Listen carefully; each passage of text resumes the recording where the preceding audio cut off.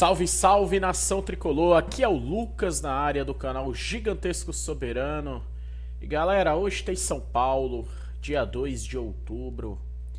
Confesso pra vocês que a animação não é das maiores, mas é isso, nós como torcedores temos que estar também próximo do São Paulo nesse momento difícil. Eu sei que não é culpa nossa. Eu sei que a gente não tem culpa nenhuma desse atual momento pífio que a nossa instituição vive, tanto esportivamente como administrativamente. E é isso, galera. Vamos falar um pouco do jogo de logo mais, São Paulo e Fortaleza. Já adianto que o São Paulo viu uma draga danada contra o Fortaleza. Dos últimos 10 jogos, São Paulo só ganhou um jogo do Fortaleza. O resto foi empate e vitórias para o tricolor do PC. E hoje a gente vai contar, né? Já não chega o clima hostil que com certeza encontraremos logo mais daqui a pouco aí no Castelão. De torcida, né? Já foi confirmado que Fortaleza já vendeu mais de 35 mil ingressos.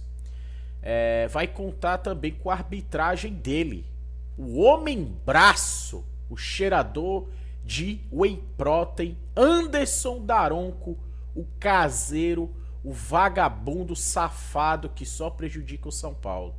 Eu nunca assisti, eu não tô chorando aqui antes do jogo, quero deixar isso bem claro. Eu estou constatando algo pra vocês que é meu. Eu nunca assisti uma partida do São Paulo pra esse Daronco apitar pro São Paulo não ser penalizado, ou por um pênalti, ou por uma expulsão, e sempre de maneira duvidosa. E quando o São Paulo se deu bem numa partida que eu assisti desse vagabundo, o São Paulo avançou um mata-mata em cima do Palmeiras, com um gol anulado injustamente, e uma arbitragem bastante polêmica e duvidosa. Então hoje a gente vai ter o conjunto... o conjunto para deixar a gente com a pulga atrás da orelha. Jogo fora de casa, o time, elenco tem um psicológico podre.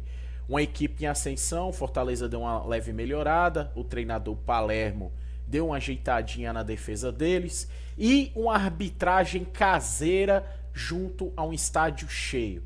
Então, São Paulo vai ter que se redobrar rapidamente e começar a somar pontos, né? Estamos 10 pontos ainda daquele número mágico que nos livra completamente de qualquer possibilidade de rebaixamento. Vamos falar também um assunto bastante pertinente que rolou nesses últimos dias na mídia em geral, sobre a fala do presidente do Flamengo, né, o tal BAP, né, no mesmo grupo do Landim, mesmo grupo do Bandeira de Melo, né, que eu falo, eles se separaram, mas lá atrás estiveram juntos, né? E o senhor BAP deu uma canetada brutal na Libra, da qual ele tá bloqueando 70 milhões de reais, porque ao ver dele, né? O Flamengo, por ter a maior torcida do Brasil, isso é mérito do Flamengo, quero deixar isso bem claro. Ele acha, ao ver dele, que o Flamengo merece uma fatia ainda maior do que já existe. Eu, assim, contava de ter algum dirigente de culhão pra botar o pau na mesa, licença a palavra aqui. Ô seu filho da puta, você joga sozinho o Campeonato Brasileiro? Você joga as competições sozinhos? Vocês jogam sozinhos? Mas não, né? Pra dúvida de 0 pessoas, quem teve coragem de peitar esse cidadão foi a Leila Pereira. Cara, que inveja, cara, do Palmeiras por esse lado, mano. Como que vocês têm uma pessoa dessa que briga diariamente pela instituição de vocês, representa cada palmo, e ainda eu vejo irmãos palmeirenses, né? Pessoas próximas a mim até criticando a gestão da Leila, cara. Que exemplo, cara, de comportamento, de de gestão, de brigar pelo clube. O nosso pavão safado aí não soltou uma nota. Soltou uma notinha ali, né? Mas ali mordendo e assoprando, nada assim de presença mesmo, representando o clube. A Leila falou: o Flamengo tá se achando tal, vamos se juntar aqui, a gente se fecha e ele que vai jogar com o sub-20, com o feminino, né? Eles não querem ganhar mais, então que viva então o flamenguista de assistir Flamengo e sub-20 do Flamengo, Flamengo e feminino do Flamengo, Flamengo e futsal do Flamengo, Flamengo contra outros esportes, né? O basquete, os caralho. Assistam só o Flamengo então. Já que a audiência é só vocês, quem tá lá tá pra assistir só vocês, não existe torcedor do Vasco, não existe torcedor do São Paulo, não existe torcedor do Palmeiras. Vocês acham que o mundo gira em torno do umbigo de vocês? Então, flamenguista, assista apenas vocês. Uma resposta fantástica da Leila. Exemplo de presidente. Eu queria ter um Casares 10% do que é essa mulher. Representa pra caralho a Leila, mano. Resposta fantástica. E flamenguista, vamos descer um pouco do pedestal. Vamos descer um pouco do salto. Vocês estão passando por uma hegemonia. Parabéns, o nome disso é gestão administrativa. Vocês estão tendo. Mas até 2019, o Flamengo não estava nem no mapa continental. Existia uma Libertadores contra o poderoso Cobreloa. Então, pés no chão. Pés no chão, não esqueçam que o modelo de gestões que vocês tinham lá atrás. São Paulo paga hoje por conta de uma soberba, por conta de pessoas que achavam que estavam acima do clube, tá? Então, pés no chão, flamenguista, tá? Eu vejo muito flamenguista, tá certo, o Flamengo tem que ganhar mais mesmo. O Manchester United, ele ganha mais lá na Premier League? O Real Madrid e o Barcelona, eles ganham mais lá na La Liga? Na NBA, o Lakers e o Celtics, os dois maiores campeões, as duas conferências de maior valor de franquia e torcedores, eles ganham mais que os demais? O Flamengo já tem os maiores patrocinadores por mérito próprio. O Flamengo tem a Flá TV.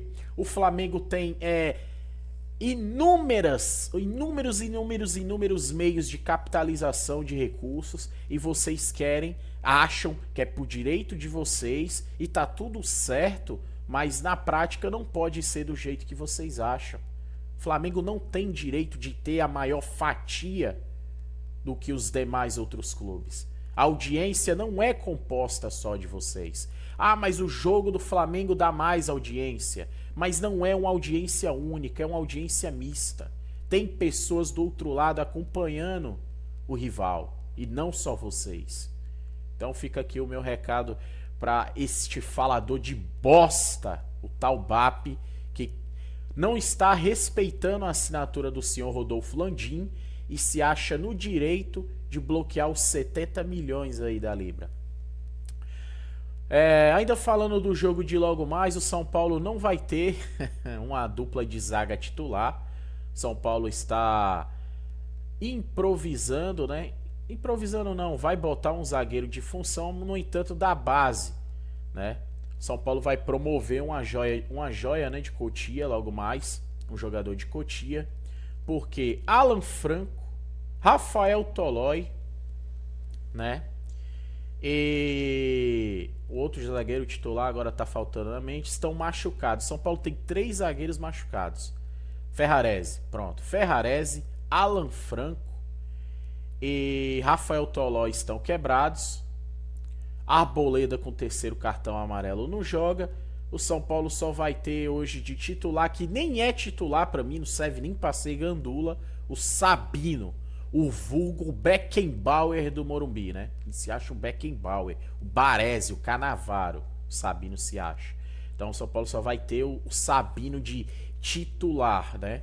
E o São Paulo vai promover um menino da base hoje, né?